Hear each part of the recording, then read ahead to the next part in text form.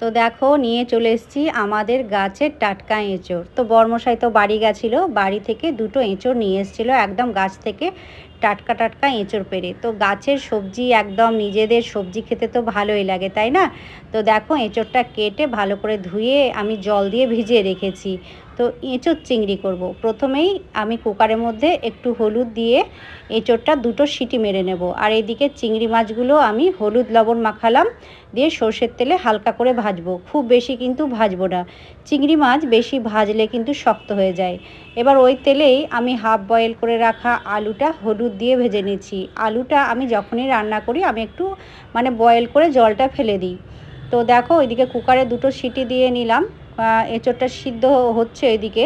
আর এদিকে আমি আলুটা তার মধ্যে ভালো করে ভেজে নিচ্ছি, আর এদিকে এঁচোড়টা জল ঝরিয়ে রেখেছি। তো দেখো এঁচোড়টাও ভালোভাবে কিন্তু সিদ্ধ হয়েছে, দুটো সিটিতে এত সুন্দর সেদ্ধ হয়েছে না কি বলবো বন্ধুরা। তো তেলের মধ্যে লবণ আর হলুদ দিয়ে এঁচোড়টা আমি একটুখানি ভালো করে ভেজে নিচ্ছি। এঁচোড়টা যদি একটু তেলের মধ্যে ভেজে নেওয়া হয় না, তরকারির টেস্টটা কিন্তু অসাধারণ লাগে। তো কড়াইয়ে সরষের তেল গরম করে গোটা গরম মশলা তেজপাতা ফোড়ন দিলাম, আর পেঁয়াজ কুচি লঙ্কা কুচি দিলাম। তো পেঁয়াজটা যাতে ভালোভাবে নরম হয়ে যায় সেজন্য একটু লবণ দিলাম, আর একটা টমেটো দিয়েছি বড় সাইজের। তো টমেটোটা আর পেঁয়াজটা ভালো মতো গলে গেছে। আর এইদিকে আমি আদা রসুন পেস্ট দিলাম 1 চামচ, হাফ চামচ জিরে গুঁড়ো, হাফ চামচ ধনে গুঁড়ো, হাফ চামচ কাশ্মীরি রেড চিলি পাউডার আর হাফ চামচ মতো হলুদ দিলাম। তারপরে শুকনো মশলাগুলো একটু জল দিয়ে কষিয়ে নিয়ে ওই ভেজে রাখা আলু এঁচোড় আর চিংড়ি মাছ সব একসঙ্গে দিয়ে দিলাম। তারপরে একটুখানি ওই মিনিট 5 মতো কষিয়ে দেবো ভালো করে। তারপরে পরিমাণ মতো ওই লবণ দিলাম, আর একটু সামান্য হাফ চামচ চিনি দিলাম।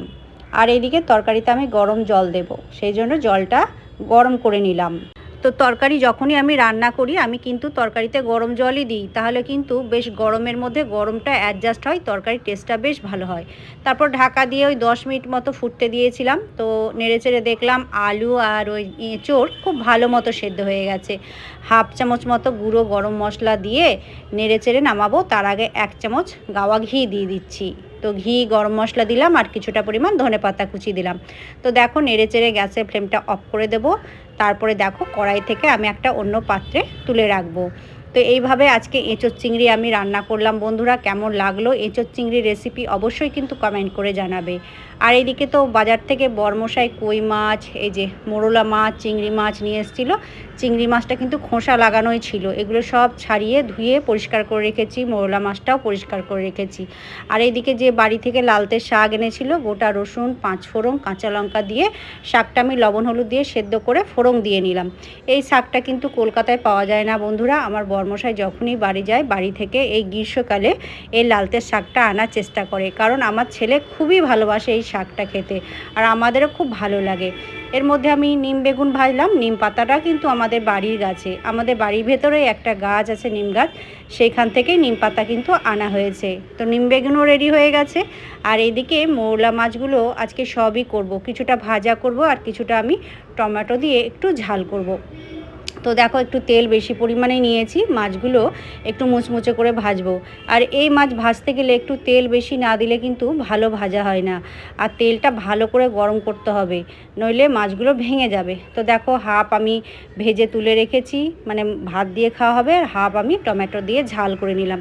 বেশি করে টমেটো দিয়ে একটু পেঁয়াজ কুচি লঙ্কা কুচি আদা রসুন পেস্ট একটু গরম গুঁড়ো মশলা দিয়ে ঝালটা করলাম। ওইদিকে আমার মাছটা তো রেডি হয়ে গেল, এইদিকে গরম গরম ভাতও নামিয়েছি, সমস্ত কিছু দেখো রান্না হয়ে গেছে বন্ধুরা। আজকে আমার কুকিং ভিডিওটা তোমাদের কেমন লাগলো অবশ্যই কমেন্ট বক্সে লিখে জানাবে কি।